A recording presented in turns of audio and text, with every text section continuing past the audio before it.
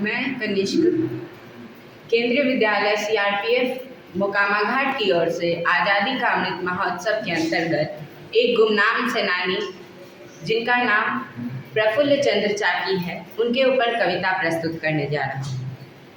मेरी कविता कुछ इस प्रकार है। मोकामा को मुकाम दिया उन्होंने, मोकामा को मुकाम दिया उन्होंने एक ही नारा, अंग्रेजों छोड़ दे भारत हमारा, छोड़ दे भारत हमारा। नाम था उनका प्रफुल्ल चंद्र चाकी, जिन्होंने बिहार की हिम्मत को गौरव से हाकी। हर मुश्किल को पार किया, उन गौरों के सामने शेरों सा दहाड़ दिया। फिर साथ मिला उन्हें खुदीराम का, क्रांतिकारी बने महान वो, इसीलिए तो कहलाते हैं बिहार मोकामा किसान को।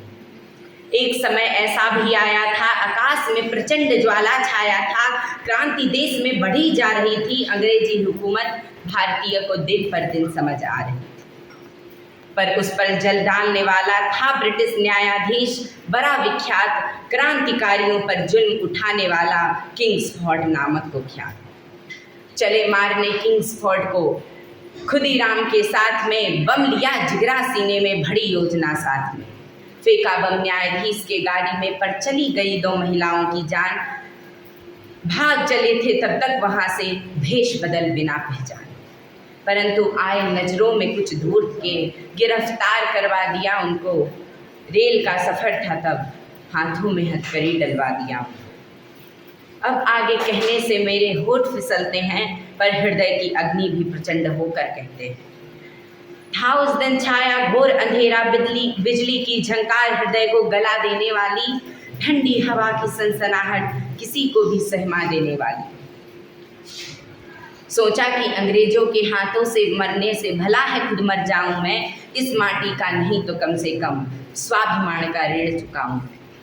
तोड़ा जंजीरों को अपने, खुद को गोली मारी, यम को न्योता दिया और आई विदाई की बारी। चारों ओर सन्नाटा छाया, चहक उठी ईश्वर की काया, माँ की ममता पिता का प्यार, डोला दिग्गज सीने पे वार।